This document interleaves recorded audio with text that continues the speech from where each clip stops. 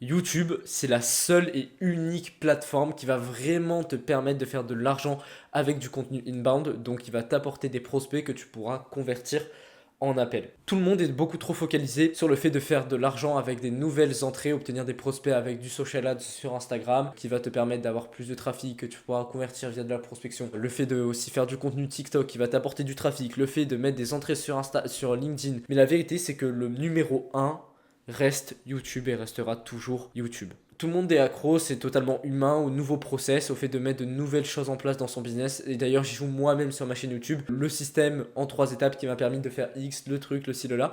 Mais en fait, tu te rends compte que 99% de ce qui va te faire avoir des résultats dans ton business, c'est les bases. En vente, c'est le fait de maîtriser les bases mieux que n'importe qui. En contenu, c'est le fait de maîtriser les bases mieux que n'importe qui. Ce que je vais t'expliquer dans cette vidéo, je le tire de quelqu'un qui fait plus de 700 000 euros par an avec beaucoup de création de contenu sur du B2C. Et donc, ce que je vais t'expliquer fondamentalement avec cette vidéo, c'est que ça ne sert à rien de multiplier les entrées sur ton business. Arrête de chercher toujours les nouveaux process, arrête d'investir 2-3 000 euros partout avec des mecs qui te disent de faire du social ads, d'autres qui te disent de faire non uniquement du contenu organique, top of funnel, middle of funnel, bottom of funnel, d'autres qui te disent de faire ci, d'autres qui te disent de faire ça. Parce qu'en vérité, tous les systèmes marchent. Il faut simplement que tu restes assez longtemps dessus. En fait, tu as une sorte de syndrome de l'objet brillant et peut-être que tu dis non, c'est totalement faux parce que je suis avancé dans mon business, parce que normalement le syndrome de l'objet brillant c'est un truc de débutant, mais sache que tu l'as. En fait, tu es comparable là à quelqu'un, un débutant qui switch de business toutes les 2 minutes. Tu vois, là par exemple, il est sur l'opportunité de Yomi Denzel. Il y a 3 ans, il était sur les cryptos, après il a fait dropshipping. Bref, tu es un peu comme ce débutant qui cherche à chaque fois le nouveau business qui va marcher. Alors que tous les business fonctionnent, il faut simplement devenir assez bon dans celui-ci. C'est pareil pour tes méthodes d'acquisition. Je t'ai menti au début en te disant que YouTube était la seule et unique plateforme d'acquisition qui te permettrait d'avoir des prospects qualifiés. En fait, il faut voir avec ce qui fonctionne déjà pour toi. De mon côté, Instagram ne m'a jamais apporté un seul prospect qualifié avec le contenu que j'ai fait. C'est que je ne suis pas assez bon en copywriting, que je ne fais pas du contenu de assez bonne qualité, et en soi c'est de ma faute. Mais par contre YouTube m'a toujours permis d'avoir des prospects qualifiés avec mon canal WhatsApp et m'a déjà permis de closer. Donc au lieu de me concentrer sur Instagram, de me dire je dois m'améliorer en copywriting, je dois faire ci, je dois faire ça, autant me concentrer sur ce qui fonctionne déjà et devenir hyper bon dans ce domaine là précisément. Parce que oui, si je commence aujourd'hui à tryhard d'Instagram, bien évidemment que je vais avoir des compétences et que je vais commencer à avoir du trafic qualifié.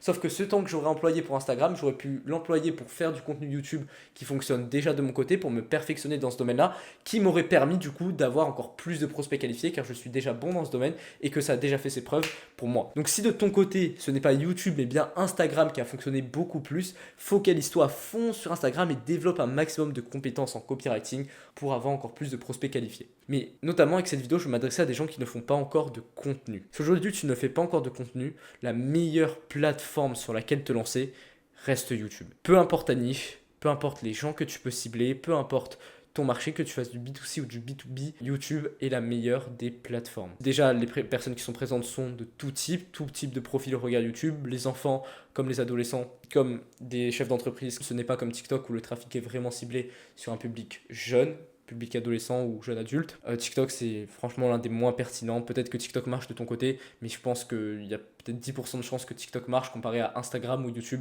qui sont les plateformes dominantes. Donc si aujourd'hui tu dois te lancer sur une plateforme, c'est vraiment YouTube. TikTok, tu oublies. Instagram, ça va être compliqué parce que, comme je vais l'expliquer dans cette vidéo, je vais développer ce côté-là.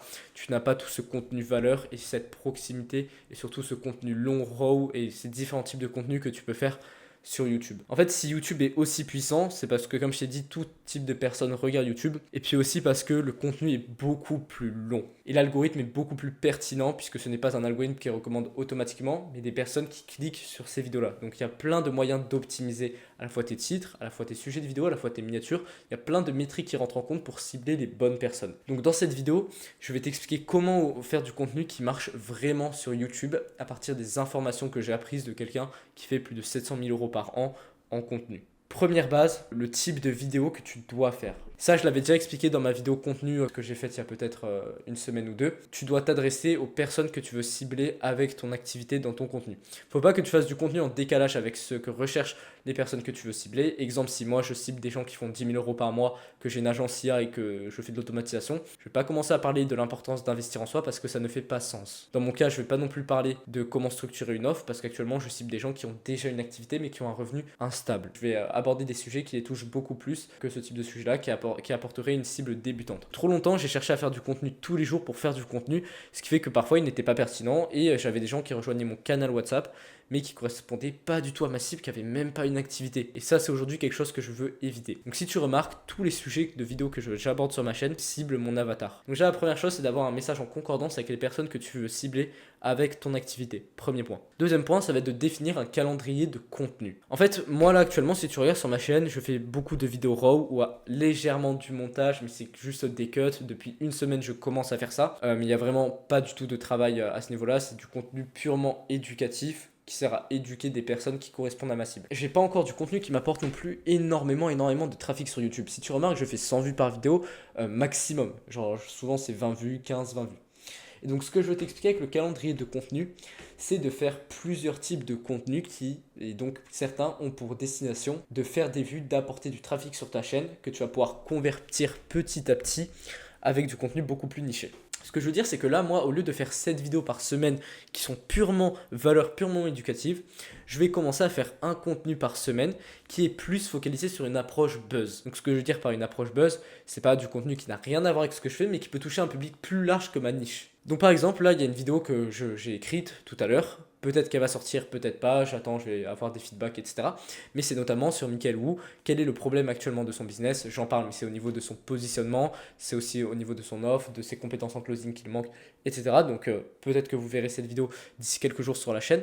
Mais cette vidéo-là peut toucher à la fois ma cible, donc un coach qui fait déjà 3000 euros par mois, mais instable, ou quelqu'un qui a déjà une audience, mais qui ne fait pas assez d'argent, comme quelqu'un qui s'intéresse de près ou de loin au business de coaching.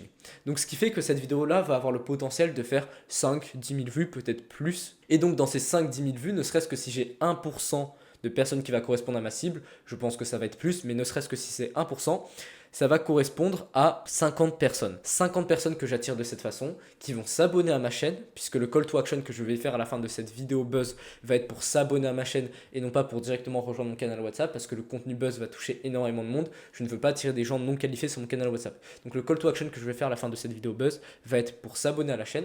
Du coup, le peu de personnes qualifiées qui vont s'abonner à ma chaîne, donc 50 sur 5000 par exemple, vont ensuite voir toutes les autres vidéos éducatives que je vais faire les autres jours. Donc je prévois de faire une vidéo buzz par semaine pour m'attirer des abonnés, avoir des prospects qualifiés de cette façon comme des prospects non qualifiés.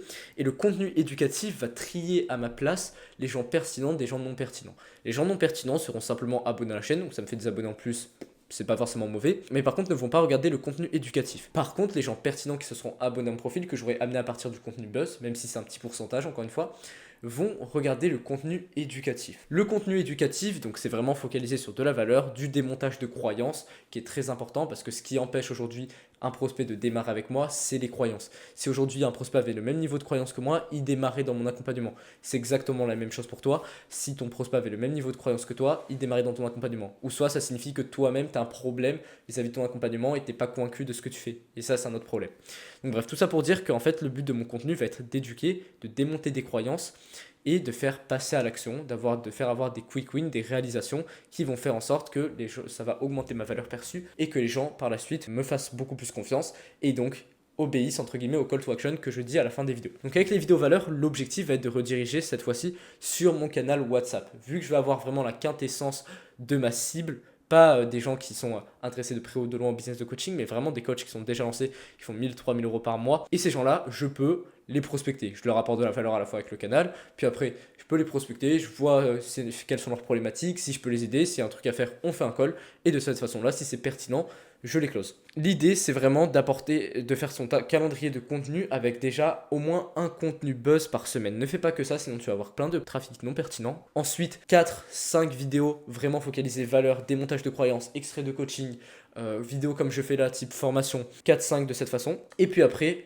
n'hésite pas aussi à faire 1 à 2 vidéos connexion.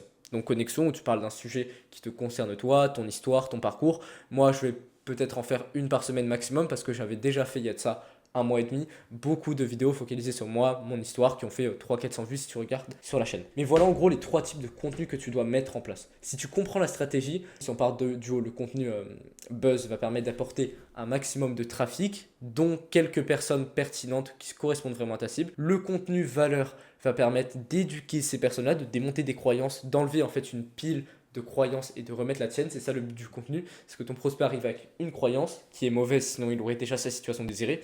Et ton but, c'est d'enlever sa pile, de mettre une nouvelle pile. Donc de démonter une croyance et d'en remettre une autre. Et le contenu connexion va encore plus confirmer la confiance que vont avoir ta cible. Et donc la connexion va servir à faire passer à l'action via le canal WhatsApp, va confirmer le fait que les gens, quand ils arrivent dans ton canal WhatsApp, ils savent déjà qui tu es, ils ont déjà confiance en toi. Donc la prospection, après, c'est du gâteau. Si tu as les compétences en vente, tu closes ça hyper facilement, tu closes ça même à 5, 10K. Voilà comment YouTube va pouvoir t'apporter des prospects ultra qualifiés. C'est quelque chose dont j'ai pris conscience là il y a seulement quelques jours, donc je ne l'ai pas encore vraiment mis en place à 100%. Mais tu verras dès la semaine prochaine, là, dès les jours à venir, je vais commencer à mettre en place. Il va y avoir la première vidéo qui buzz qui va sortir dans quelques mois. Je ferai une vidéo de mise au point sur ce que j'ai dit dans celle-ci et tu verras que ce que je dis, c'est confirmé, que je ferai plusieurs milliers d'euros même avec mon contenu YouTube. Comme ça, ce sera la preuve que ce que je t'ai dit là a fonctionné. Et je suis convaincu que ce sera le cas. Donc voilà, applique la même stratégie aujourd'hui à ton contenu YouTube. C'est vraiment, vraiment, crois-moi, ce qui va te permettre d'avoir des résultats avec celui-ci. Et puis rejoins le canal WhatsApp. Encore une fois, vu que c'est une vidéo éducative, là je t'ai entre guillemets démonté une croyance qui est que tu ne dois pas avoir d'autres sources d'acquisition que YouTube. Concentre-toi sur un canal, deviens excellent dessus. Tu t'en fous de tout ce qui est Instagram, tu t'en fous de tout ce qui est TikTok, LinkedIn. Concentre-toi vraiment sur le canal qui marche le plus. YouTube, c'est celui qui marche dans 95-99% des cas. Maintenant, rejoins le canal WhatsApp si tu veux avoir chaque jour de nouvelles justement croyances qui vont vachement t'aider dans ton business, qui vont enfin te permettre de sortir de la zone des 1000-3000 euros par mois instable grâce à des compétences en vente, prospection, aussi création de contenu. Premier lien dans la description. Et sinon, moi, je te dis à demain pour un autre contenu.